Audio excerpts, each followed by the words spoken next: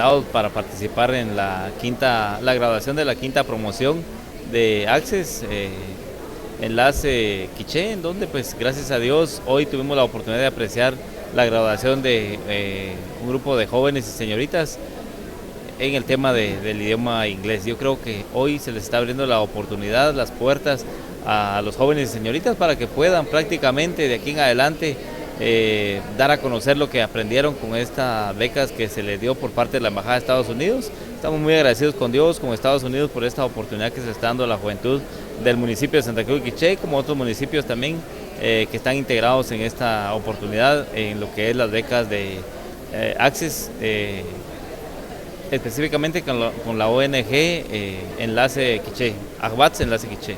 Por supuesto, se los decía yo en su momento cuando tuve la oportunidad de intervenir en este evento, que pues hoy los niños, jóvenes y señoritas están teniendo esta oportunidad y recordemos que ellos son el presente y el futuro de nuestro municipio, de nuestro departamento y de Guatemala. Entonces yo creo que hoy, insisto, mi agradecimiento sincero a la Embajada de Estados Unidos por estarle brindando este apoyo a la juventud del municipio de Santa Cruz de Quiché. El programa de microbecas de Access a través de la Embajada de los Estados Unidos es una inversión educativa en el futuro de Guatemala.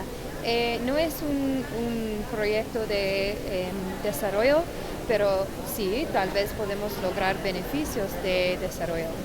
La idea es que con esta inversión educativa ellos pueden aprender poco de inglés, bastante inglés, para comunicarse con personas de otros países, otros lugares, y para comunicar su cultura al mundo.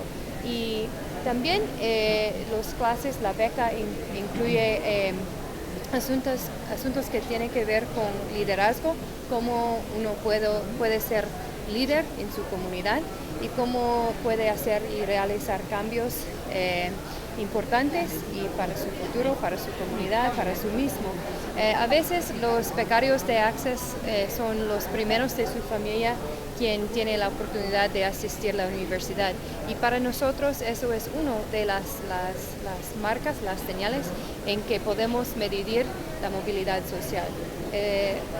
Últimamente la meta principal es que ellos tienen una oportunidad para la movilidad social y son seleccionados por su potencia de movilidad social. Eso es muy importante.